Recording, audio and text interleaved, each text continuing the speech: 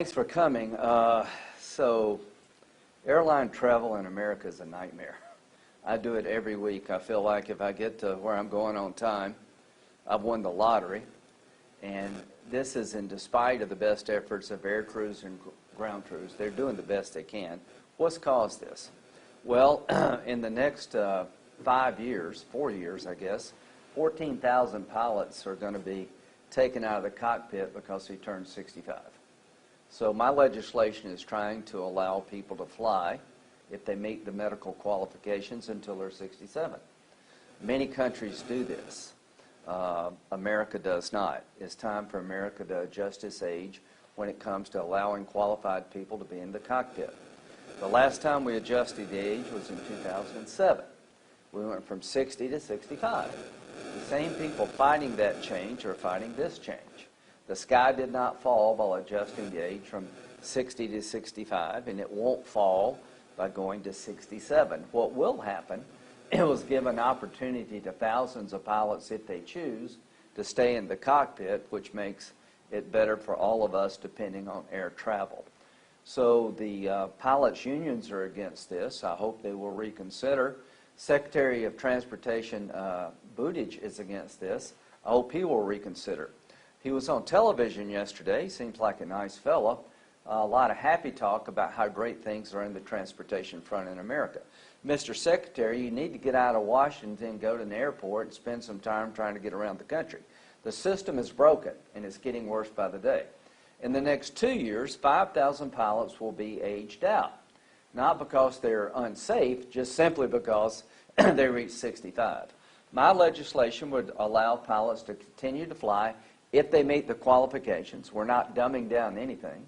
They have to have a first-class medical certificate. They have to meet every qualification they do now. They can go to 67. Over the next 15 years, half the pilots in America will hit 65.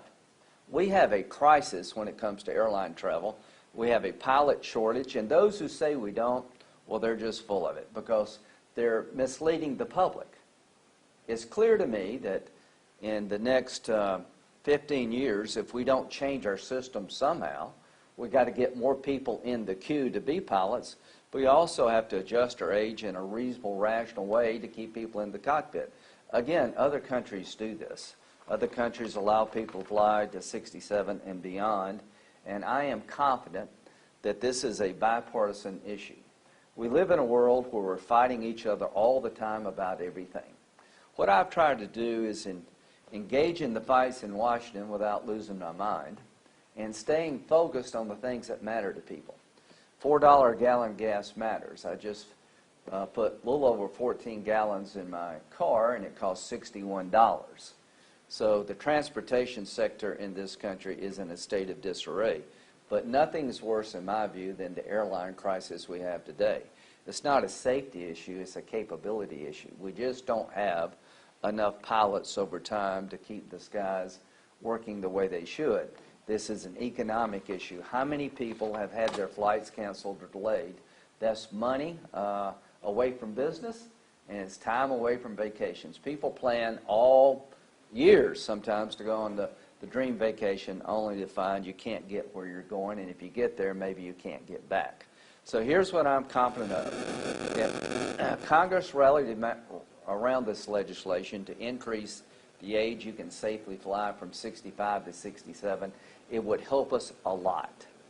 Because in the next 2 years, 5,000 pilots are going to be timed out. In the next 4 years, 14,000 pilots are going to be timed out. Now, they don't have to stay, but if they want to continue to fly, meeting the certification required, there'll be no dumbing down of the system, then that's a win-win for them. It's a win-win for the traveling public. So the issue is whether or not you believe there's a crisis in air travel. I do. I believe the country's on the wrong track in many ways, but no worse wrong track system than the current airline situation. You just can't get where you're going in a reliable fashion because of the shortage of pilots and the stress on air crews. So I have here today a Regional Airline Association representative, Drew Lemos. Is that right, Drew? Did I get it right? Got the Drew part right anyway. So Drew's going to tell you what it's like from the airline point of view. And I'm going to urge my colleagues from the left, the right, and the middle, libertarians, vegetarians, liberals, conservatives, to rally around the idea, help the traveling public. Make a common sense adjustment that will allow qualified pilots to stay in the cockpit at a time we're experiencing a pilot shortage.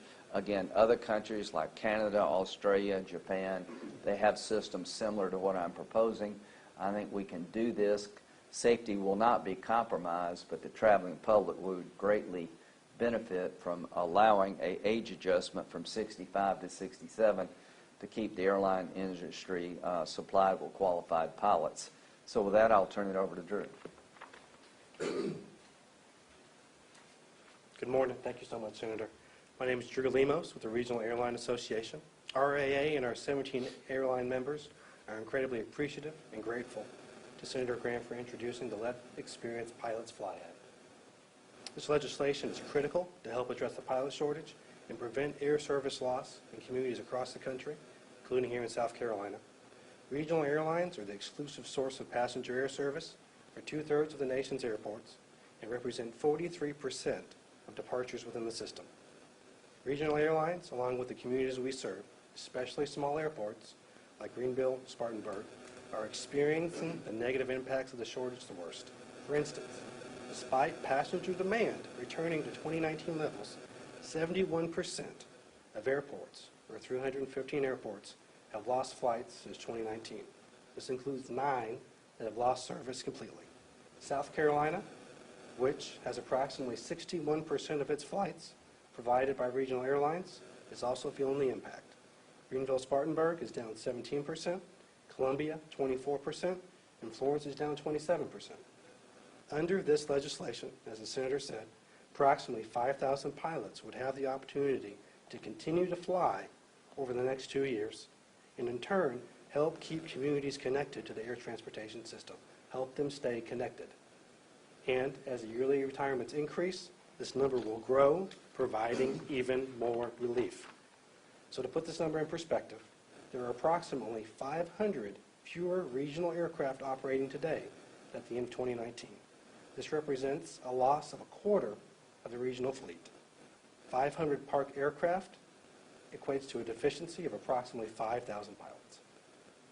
The pilot shortage is real, and it will absolutely cause more air service loss unless solutions like the Let Experienced Pilots Fly Act are advanced to help preserve and restore service. Thank you. Thank you. Questions? Senator Grant, you mentioned that the Secretary of Transportation is not necessarily on board with it. I think I heard you correctly. Yeah, he's not. Why do you think it is that he isn't and some of the major airlines are not? I can't tell you why the Secretary of Transportation doesn't see the crisis that I see.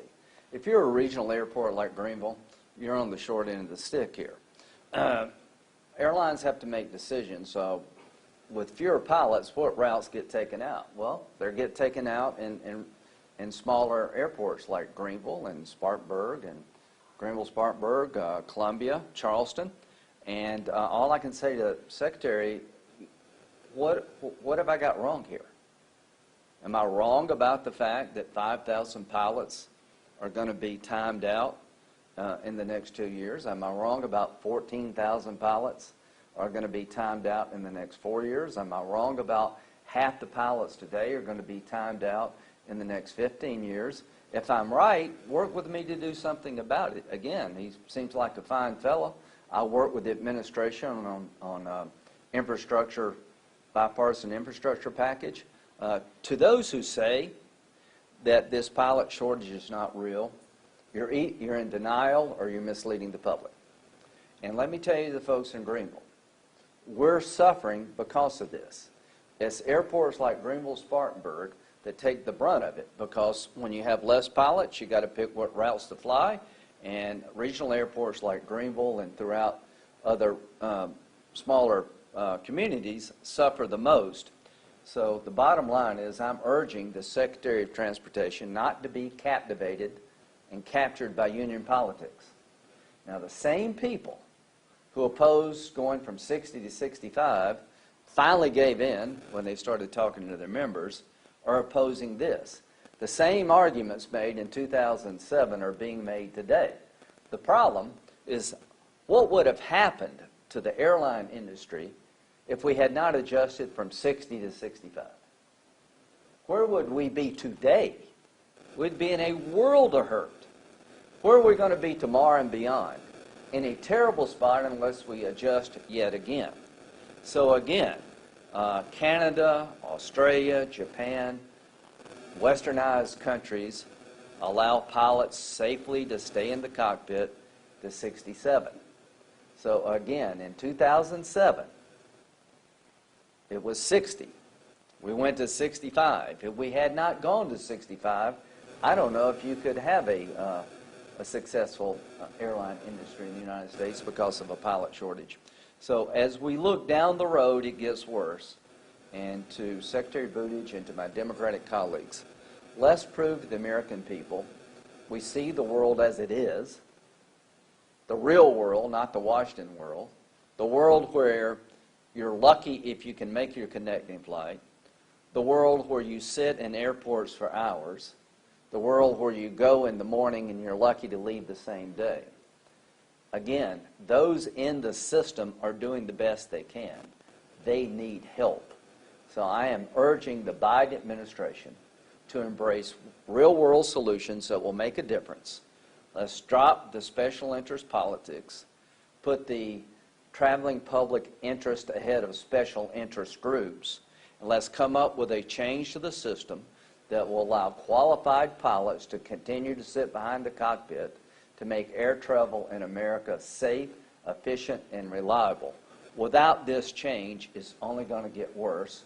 Now we'll continue to look at ways to make it better, but I am hoping and praying that those of us in Washington who see the problem the way it is can convince others to meet us in the middle and get something done. So, Senator, what issues are the unions taking? Is the union taking? They don't want to adjust the age. They were the same people that opposed going from 60 to 65 until the very end, because right now, the less pilots you have, the more money they can make. Let's just be honest. If you're a pilots union, you know, demand for your product increases compensation. Well, I'm all for pilots being paid well. What I'm not for is the public to be screwed. And to the pilot unions out there, you're doing a disservice to the traveling public. Those of us who depend on airlines for our jobs and our leisure are being let down. Adjusting the age puts us in line with the rest of the world. This is special interest politics that's getting ahead of the common good. And the common good is for us to have more qualified pilots staying in the cockpit so we can have more reliable air service. I'm confident if we had a vote on this legislation on the floor of the United States Senate, it would pass. To my Democratic colleagues, you're in charge. I'm urging you to take this proposal seriously. And if we take over the Senate in 2022, I promise you this issue will come to the floor of the United States Senate, because the traveling public needs some relief, and we need it now. Maybe this is for Drew, or perhaps you can answer this, but when we book a ticket, you know, like you expect that that flight is actually going to happen, so how come it is that after you've already booked a ticket, maybe a month in advance, 2 months in advance, all of a sudden that day, the flight's not there? How does that happen? I mean, it can be for a variety of reasons. I think we're all familiar with the crazy weather we're having this summer, with, you know, thunderstorms rolling in that can cause a delay. Well, specifically the crew shortage. The crew shortage. Well, you know, if a flight's delayed because of weather, you can have pilots and flight attendants time out. And if a crew isn't available to come back in because of the shortage, then unfortunately your flight's going to be canceled and you're going to have to get rebooked. And getting rebooked is even harder because of the shortage. There's not as many flights available. They're fully booked, and so it's a cascading effect throughout the system that leaves the small communities with a short end of the stick, as the senator said. Okay, that's a really good question. Okay, let's say you want to go to New York, and so your flight is delayed because of weather.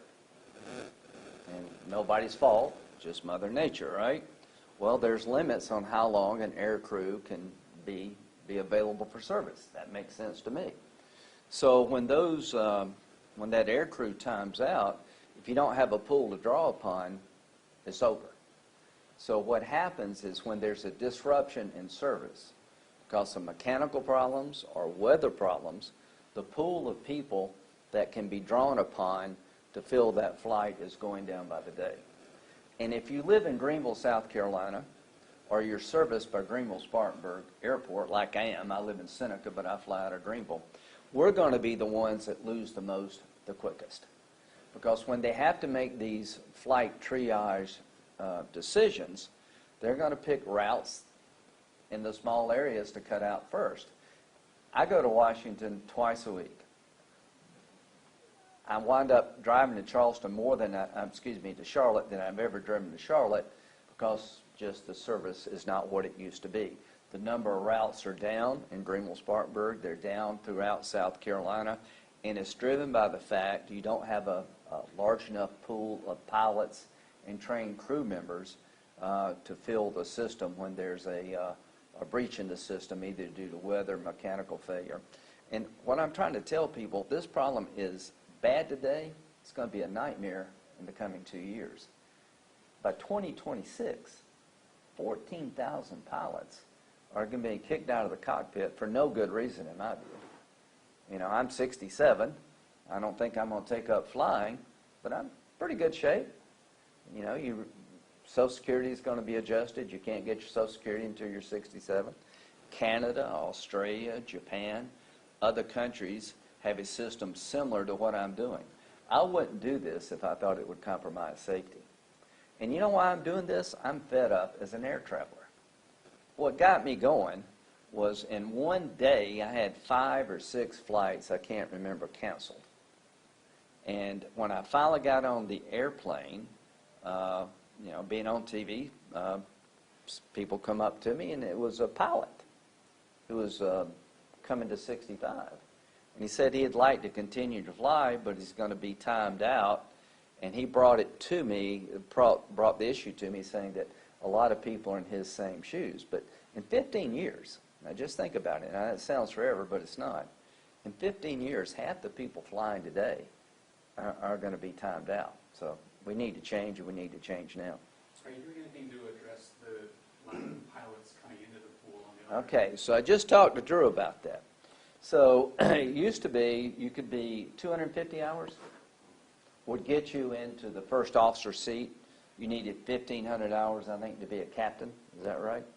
So they adjusted the system when there was an airplane crash in New York, 1,500 hours to even get into the cockpit.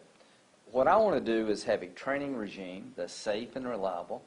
You know, if you're a military pilot, I hope they credit your year in flight school to get you into the cockpit. So we'll be talking about ways to get more people into the cockpit without compromising training and having sort of alternative routes to the cockpit that are safe and reliable.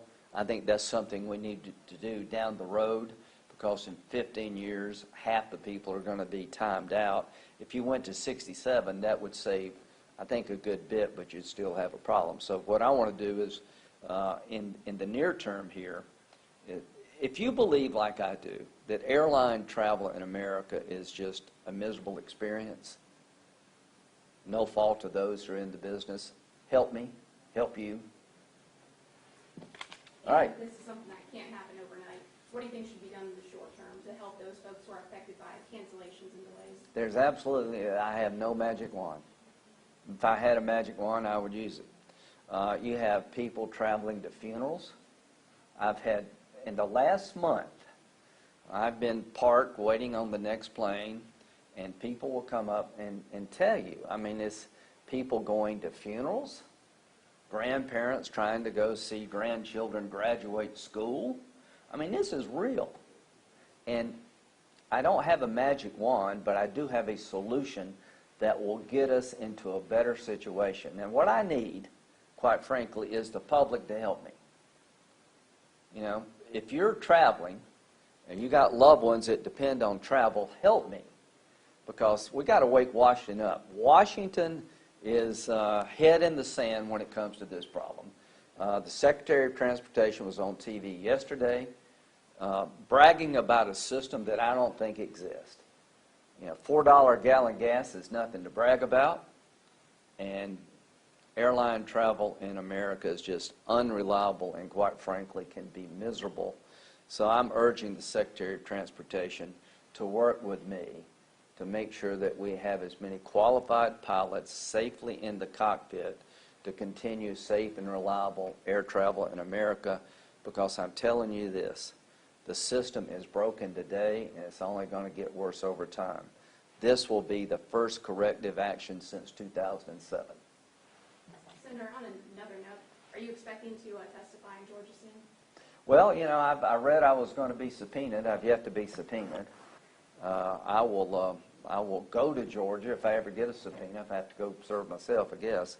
But yeah, I will fight this. I think this is a constitutional overreach, and I'm confident the courts will take care of it. Yeah. Senator, one more off topic too. There's been some talk about the Respect for Marriage Act in Congress. Mhm. I know it would have to have, I think, 10 Republican senators. I'm wondering how you feel about that, and if you believe that that is something that... Well, I have respect for the South Carolina voter, and I believe that the Supreme Court case that was decided allowing same-sex marriage to be the law of the land is still the law. I respect the decision while I disagree with the legal analysis, but what they're asking to be done is to legislatively change it. I supported the Defense of Marriage Act, allowing states to define the issue of marriage on their terms. Roe v. Wade's repeal allows every state to decide the issue when life begins and what are the conditions surrounding abortion. I believe elected officials should make those decisions when it comes to life and when it comes to marriage. I always believe that elected officials are in the best spot, the most accountable. While I respect the Supreme Court's decision, my Democratic colleagues are trying to bring about a legislative change, and I think it's titled Respect for Marriage, and from my point of view, I respect the voters in South Carolina, and I'm going to allow this issue with my vote in Washington to be decided by them. Do you know when the abortion rights bills will be coming before the Senate, the ones that already went through the House? When do you expect? I don't know. You know, these are all important issues. I'm not marginalizing. These are cultural issues. I mean, when are you a person if you're a person at all? When does life begin? What are the religious, moral implications of legislation? Who should decide what the right union is in terms of the law for marriage? You know, these are complicated, and I have no animosity against anyone. So I don't know, but here's what I would like to do. Have a brief time out about all that and try to pass this bill. As we're arguing about this stuff, one, the Supreme Court has ruled on marriage, and this is an issue, I think, to generate voter intensity for our Democratic colleagues. These are issues that, you know, are emotional issues, and what I'm trying to do is stay in the real world. And the real world includes a debate about abortion, includes a debate about marriage, but at the end of the day, the court has decided to allow each state to decide the issue of abortion. That's the way it was for 1973. I think that's the best way to go. The best way to go for me about marriage would be using the same type system. So there is a standing constitutional case that defines, that allows, that protects same-sex marriage. The fear that it may be overturned tomorrow, I don't share. But if you ask me, what should I be doing as a senator from South Carolina on the issue of marriage? Allow the people I represent to decide that issue. Now, having said all that, if you're going to the airport tomorrow, whether you're gay, straight, libertarian, vegetarian, pro-life, or pro-choice, you want to get to where you're going. And I'm going to try to get you there. Thanks.